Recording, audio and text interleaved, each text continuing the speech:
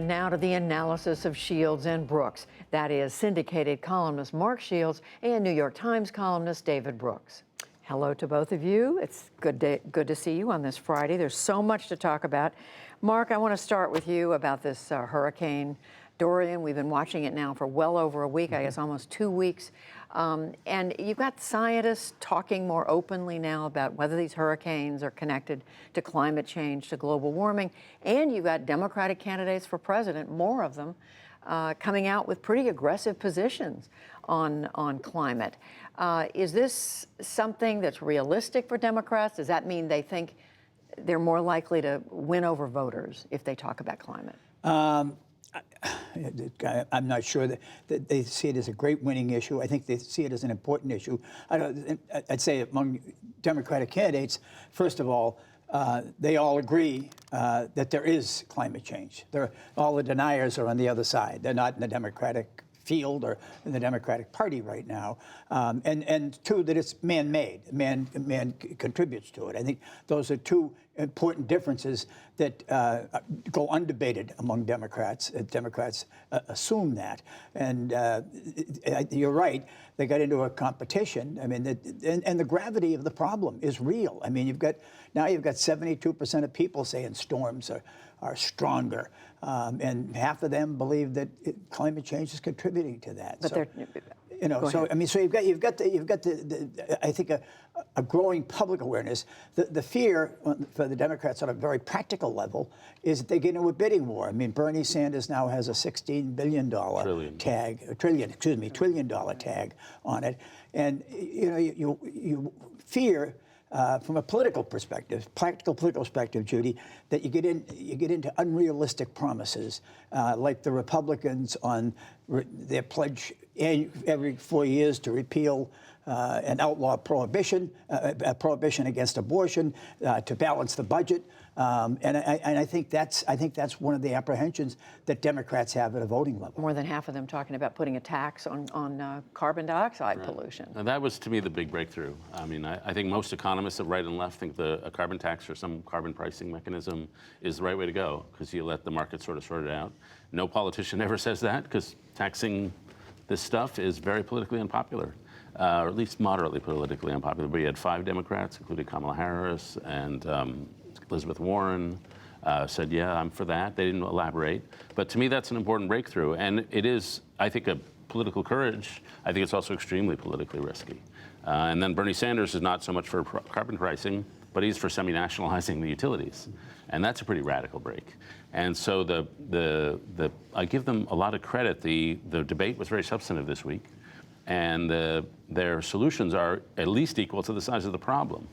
But whether it can fly in the fall when Donald Trump gets to run against a carbon tax or tax on you driving your car, that could be politically risky. And speaking of President Trump, and I wasn't actually going to ask about this, but tonight the White House, the president, is tweeting out a video tweet where he's doubling down, David, on his defense of his forecasting last weekend that Alabama was in the eye of Hurricane Dorian. This has been a big subject for the press this week. But is this something you think we have made, that too much has been made of? We haven't reported on it on the NewsHour, but we've certainly watched it. Yeah. And it's a remarkable scene. I know, because the storm is right over Arizona now. It's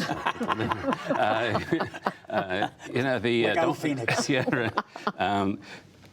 On the one hand, we've made too much because it's a line on a map, and it's sort of an Onion article. On the other hand, it is Donald Trump being Donald Trump. Right. A, refusing to admit error when he made an error. B, cowing his staff to pretend that no error had made. And C, spreading false information, which he picked up on TV. And President gets the right to be briefed. And when there was one weatherman, apparently he saw him on CNN, who said this, but it was clear that was not the true story. And the primary responsibility of the president is not to make himself look good by sticking to this. It's to protect the country by saying, oh, I saw one weather report, but it turns out that's not right. It's going up the coast. So Donald Trump is being Donald Trump. And the question is, do we always react to his exaggerations and lies again and again and again? Maybe that's the right thing to do, just to preserve norms. It gets a little old, though. And Mark, somebody in the White House drew that line that we just showed, that black. Somebody did, and somebody with a Sharpie. And I don't know who in the White House uses a Sharpie that often. I'll say this, Judy. It's bizarre in this sense. Alabama, for some reason, occupies an enormously important emotional and political, almost sentimental spot in the president's galaxy of affections. It was there he had his first rally at Ladd Field in Mobile, where Jeff Sessions endorsed him in the summer of 2015. He returned after the election to thank them. He got a bigger percentage of the vote in Alabama than anybody since Richard Nixon against George McGovern in 1972. But in the process, what he did was he kind of gave short shrift and ignored the plight and the suffering, not simply the human tragedy in the Bahamas, but constituents in the important states of Florida and North Carolina. And he just seems absolutely absorbed with it. And when he could just say, "Gee, thank goodness, I'm happy to report, relieved to report, I was wrong, and that Alabama was spared, and thank you, God, and go roll tide." Yeah, I was wrong has never passed. Yeah, those okay, lips. I'm sorry. Okay.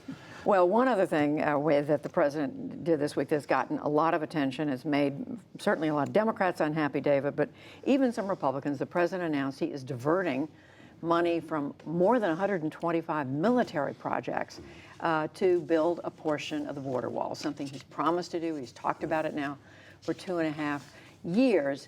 Is this something the president can help himself with politically by doing this, or has he stirred up a hornet's nest by taking it into his own hands where money's spent? He stirred up a nest of extremely weak butterflies because I don't think Republicans are really going to do much. They're not going to sting. But I think on balance, it's probably politically beneficial to him. He said, "I'm going to build a wall." To me, it's a crackpot idea, but he's going to at least be able to go back to the voter and say, "Yes, we've got this amount of money, we're building a wall." Republicans will be upset. Some of the bases in their districts will be suffering. And it would not surprise me if they went back and reapportioned more money and just piled a few more billion onto the national debt. And so they may get their money, and Trump will get his wall, and we'll just pass a little more money down to the next generation. I'm tired of all public figures, including politicians, pay empty words about thank you for your service, how much we admire and respect. I mean, it isn't simply the military who serve, their families serve. Okay, and 1.1 million American children have a parent who are school children in the military service. So they move an average of 6 to 9 times in their life. I mean, it's new schools, it's a new adjustment. The whole family is serving, and all this business about how grateful we are. And it isn't short shrift, it's just a total indifference. It's a callousness just to honor an empty promise that he said he's going to build 500 miles, and at the most, there'll be 165 miles of fence, and at the most optimum conditions of his pledge. I mean, it is outrageous and I think indefensible. Because we're talking about schools, we're talking about daycare centers, many different kinds of projects and for military families. And repairing facilities that are in serious disrepair, and kids, going to having lunch and buildings that weren't intended as lunchrooms, and just the whole thing. So let's not pretend that we honor those who serve.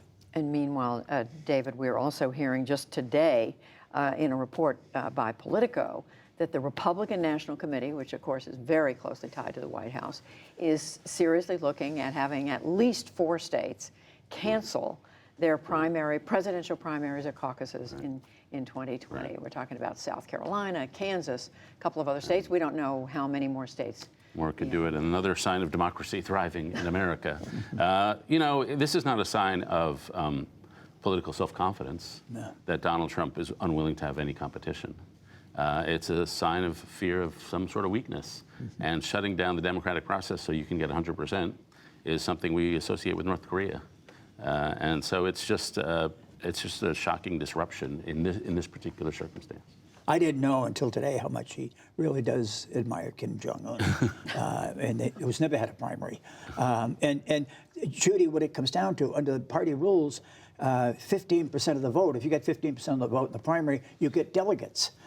So whether it's Bill Weld or Joe Walsh or anybody else who ends up running against Mark Sanford, anybody else who runs up and gets 20%, the idea of Donald Trump having a non-Donald Trump delegate at the Republican National Convention in 2020 is unthinkable, is inconceivable, is unacceptable to him. So Generalissimo says no primary. Well, the White House is saying, or the RNC, Republican National Committee, is saying, well, this is something that Republicans, that both parties have done in the past. They've canceled primary It's not true. voting. And it's a disadvantage. For example, in Virginia, if you do it, I mean, this is the one chance you have to update your lists is a primary, because there's no party registration. So you find out who your party members are, who's going to vote in the primary, and so forth.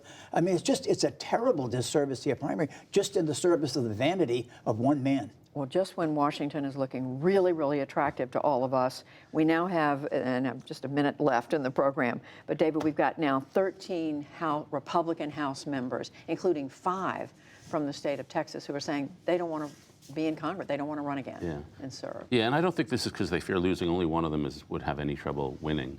It's no fun. It's no fun to be here. It's no fun to be in the majority. I'm in the minority. It's no fun to fly home. It's no fun to do all the donor calls. And it's no fun because they're not actually passing anything. The people who run for office actually do want to make change.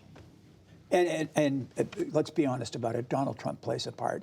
I mean, there's a Trump fatigue on the part of Republicans, and if they do criticize, they know what awaits them, and that is very well a Mark Sanford fate with a White House, and Donald Trump backs a challenger in the primary. So you're walking that type of. There hasn't been a raise in 11 years. People aren't happy. The citizens aren't, but to some point when you can make a lot more money outside than you can inside, and David's right about being a minority. Once you've been a committee chair in the House of Representatives, to be a backbench minority member, you're powerless. You're really a eunuch at a social occasion. And in fairness, in fairness, we should say a few Democrats have said they're not running either, but there are many more Democrats than there are Republicans in the House. A little piece of trivia: there are more Democrats still left from '94 when the Republicans swept the House in the House than there are Republicans. Democrats like being in the House more. Mark Shields, David Brooks, thank you.